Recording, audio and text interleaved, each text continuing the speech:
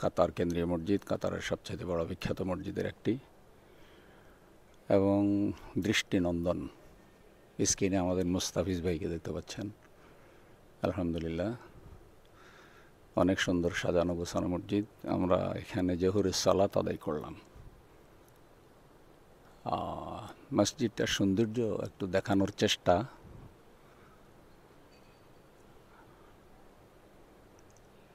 আসলে এই ধরনের একটি মসজিদ যদি ঢাকায় হতো তাহলে মসজিদের নগরী ঢাকা, তার সম্মান রক্ষা হতো। আমাদের জাতীয় মসজিদ বাইতুল মোকাররম খুবই জীর্ণশীর্ণ অবস্থায় আছে। আপনারা দেখুন আল্লাহ তাআলার ঘর কত সুন্দর করে কাতার সরকার বানিয়েছে,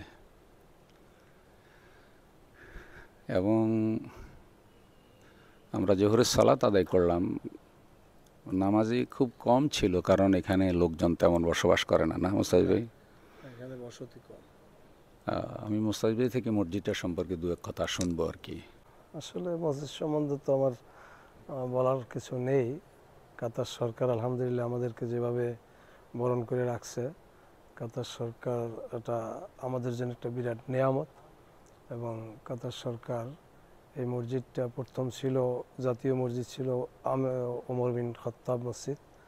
ওখান থেকে কাতার সরকার সুন্দরীর জন্যে, জলা মেলা খোলা জায়গার ভিতরে খুব বেশি পার্কিংয়ের জন্যে এই মসজিদটা করেছেন।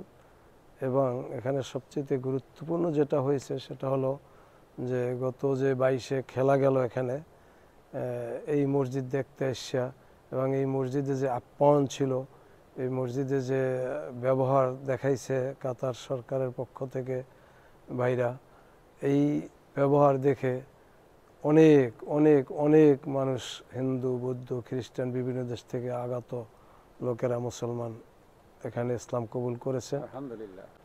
ওনাদেরকে প্রথম ঢুকাবার সময় আরবি ড্রেস পরাইয়ে ঢুকাইছে, মহিলা পুরুষ মহিলাদেরকে হেজাব লাগাই বরকা দিয়া ঢুকাইছে। পরবর্তী টাইমে দেখা গেছে তারা হেজাব আর খোলে নাই, তারা মুসলমান হয়ে গেছে এবং তাদেরকে যে রয়ে গেছে এবং সবাইকে দিছে উপহার। কাতার সরকার সবাইকে এই হেজাব এবং বড় জামা জুব্বা টুপি এগুলা উপহার দিচ্ছে, খ্রিস্টানদেরকেও দিচ্ছে, অন্যান্য সবাইকে যারা অমুসলিম ছিল সবাইকে দান করেছে। এবং আপনারা যদি দেখেন এর নিচে পার্কিং, ও পার্কিংয়ে বসে তারা খেদমত করতো, বিভিন্ন ধরনের খানা দানা খাওয়াইতো।